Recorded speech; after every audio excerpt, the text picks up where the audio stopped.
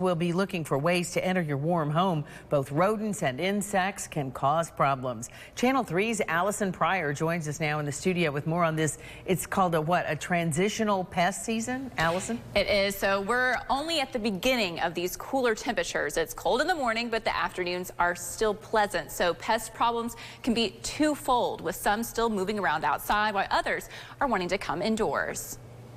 At Arrow Exterminators in Chattanooga, they see an uptick of calls as it gets colder. The ants, the roaches, and then what we call the occasional invaders, the stink bugs and the ladybugs are seasonal. They'll do the same thing in the spring. The primary cold weather culprits are ants, cockroaches, mice, and rats. Insects have already started their move in, and as it becomes colder, rodents are a bigger problem. Of course, to come in out of the cooler temperatures, they'll get into the crawl space areas and attic spaces. With Thanksgiving next week, you don't want to give critters an even greater opportunity. The CDC recommends if you have a gathering to eat outside or open up windows and doors for ventilation indoors. With highs in the 60s, a lot of insects are still moving about.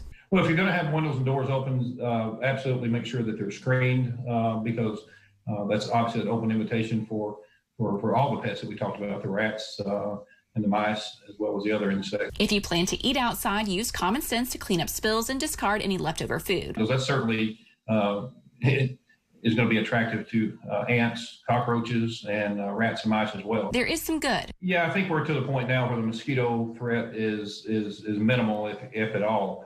And that's just recently within the last week or so. And for the early Christmas decorators, thoroughly check any trees, live trees, of course. If you can, shake the things out. Just thoroughly go through there to make sure there's not spiders or other insects that have made that a home. The same applies to firewood before you bring it inside. Fires are super cozy this time of year, but an outdoor stack of firewood is a perfect nesting spot for pests. You should store firewood 20 feet away from your house, elevated 1 foot off the ground, and under a covered shelter if possible. Phone calls into Arrow Exterminators have been typical so far this year. Because of COVID, they have transitioned to exterior services only unless there's a specific indoor pest issue. Terry Cross said that most of the insect problems in our region originate from the exterior, so a thorough perimeter treatment works well as prevention. Reporting live in the studio, Allison Pryor, Channel 3 Eyewitness News.